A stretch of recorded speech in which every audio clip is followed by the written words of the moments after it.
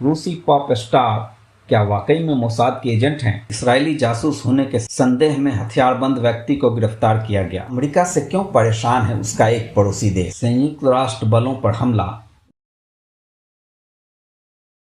परमाणु प्रोग्राम, सैनिकों की पोजीशन, पुतिन का स्वास्थ्य, क्या सच में यूनाइटेड स्टेट तक पहुंचाती गई सारी जानकारियां?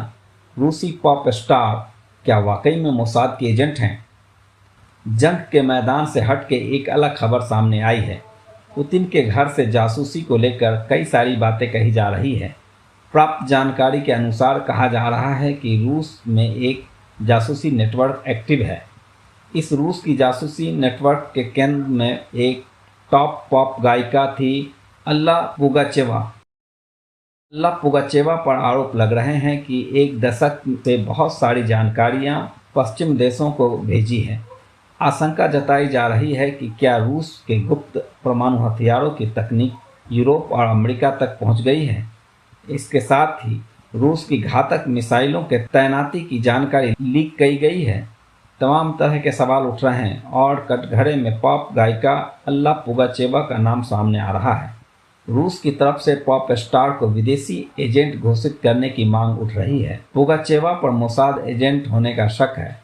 पुगाचेवा यूक्रेन युद्ध और पुतिन सरकार की आलोचक रही है।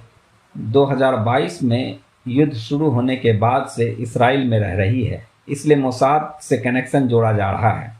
पुगाचेवा के पति मैक्सिम गलकिन पुतिन विरोधी हैं। गलकिन को रूस में विदेशी एजेंट का टैग हासिल है।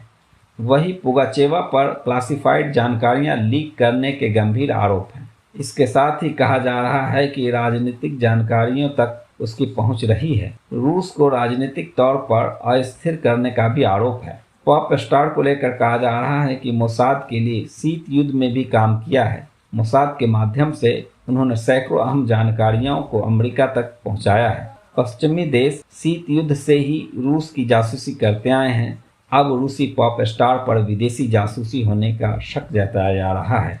मैं ऐसा समझता हूं कि ऐसे समाचार को ज़्यादा तवज्जो नहीं देना चाहिए, क्योंकि इस समाचार में लिखने के लिए तो बहुत सारी बातें बस ऐसे ही हैं। शीत युद्ध में चल रहा था, ठीक है, मैं समझता हूँ चल रहा होगा और अभी भी चलता है। हर देश दूसरे देश पर जो उसका ख़ास तौर से दुश्मन देश होता है उस पर वो जासूसी कार्रवाई करता रहता है। इसमें कोई नई बात नहीं है कि अमेरिका और इसराइल ने रूस में नहीं किया, क्योंकि बहुत सारे यहूदी रूस में बसते हैं। तो ये बात सच है की होंगी, लेकिन ये कहना कि परमाणु हथियारों की जानकारी लीक हो गई, मिसाइलों की तकनीक के लीक हो गया, अगर ऐसा ही होता तो अमेरिका हाइपरसोनिक मिसाइल क्यों नहीं बना लेता? अभी भी वो घुटक घुटक के बनाने की कोशिश में लगा हुआ है और अब कामयाब भी हो रहा है। अगर ऐसी बात रहती तो वो कब का बना गया होता, लेकिन ऐसी बात नहीं है।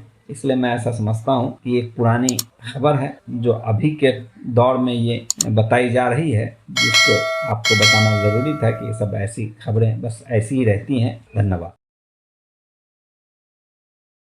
अमेरिका से क्यों परेशान है उसका एक पड़ोसी देश?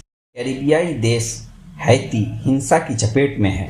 यहाँ राजनीतिक अस्थिरता को दूर करने की कई अंतर्राष्ट्रीय कोशिशें हो रही हैं, लेकिन माना जा रहा है कि हालत तब तक नहीं सुधर सकते जब तक कि यहाँ के गिरोह को मिलने वाले हथियारों की सप्लाई नहीं रुक जाती। मलेशिया में इजरायली जासूस होने के संदेह में हथियारबंद व्यक्ति को गिरफ्तार किया गया। मलेशिया में एक हथियारबंद व्यक्ति को इजरायली जासूस होने के संदेह में गिरफ्तार किया गया है। एक समाचार एजेंसी के मुताबिक पुलिस का कहना है कि राजधानी कुआलालंपुर के एक होटल में 36 साल के एक शख्स को हिरासत में लिया गया है।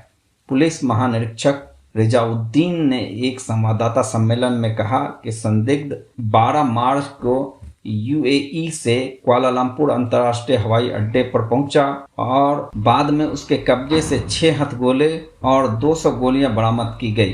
अधिकारियों का मानना है कि संदिग्ध का फ्रांसीसी पासपोर्ट नकली है। गिरफ्तार किए गए शख्स से जब पूछताछ की गई तो उन्होंने अपना इस्राएली पासपोर्ट भी सौंप दिया। पुलिस अधिकारी रजाउद्दीन का कहना है कि संभवतः इस्राएली गुप्त सेवा का सदस्य होने के कारण उसकी जांच की जा रही है। हालांकि संदिग्ध ने पुलिस को बताया कि वह एक अन्य इस्राएली व्यक्ति को मारने के लिए मलेशिया में घुसा था, जिसके साथ उसका पारिवारिक विवाद है, लेकिन इस बात पर पूरी तरह से विश्वास नहीं किया जा सकता है और हमें संदेह है कि उसका मकसद कुछ और हो सकता है, क्योंकि वह अलग अलग जगहों पर जाता रहा है। अपने प्रवास के दौरान पुलिस यह भी जांच कर रही है कि उस व्यक्ति ने हथियार कैसे हासिल किए, जिन्हें मलेशिया में खरीदा गया था और क्रिप्टो करेंसी के माध्यम से भुगतान किया गया था। उस व्यक्ति की गिरफ्तारी के बाद से देश हाई अलर्ट पर है और राजा और प्रधानमंत्री अनवर इब्राहिम सहित अन्य वरिष्ठ हस्तियों की सुरक्षा बढ़ा दी गई है। मुस्लिम बहुल देश मलेशिया फिलिस्तीन का समर्थक रहा है और उसने गाजा युद्ध में इसराइल की कार्रवाई का खुलकर विरोध किया है। ध्यान दें कि मलेशिया का इसराइल के साथ कोई राजनयिक संबंध नहीं है। संयुक्त राष्ट्र के अनुसार गाजा युद्ध शुरू होने के बाद से लगभग 600 फिलिस्तीनी मलेशिया में शरण ली हुई है। लेबनान, संयुक्त राष्ट्र बलों पर हमला, इसराइल ने आरोप खारिज किए। लेबनान में पैदल गश्त कर रहे संयुक्त राष्ट्र सुरक्षा बलों पर हमला हुआ है। दस्ते के करीब एक बम के फटने से कम 3 अंतर्राष्ट्रीय सुरक्षा बल और उसके अनुवादक घायल हो गए हैं। लेबनान में यूएनओ के मिशन UNIFIL ने ये जानकारी दी है। वहीं इस्राएली सेना ने इस हमले के पीछे होने के आरोप को नकार दिया है।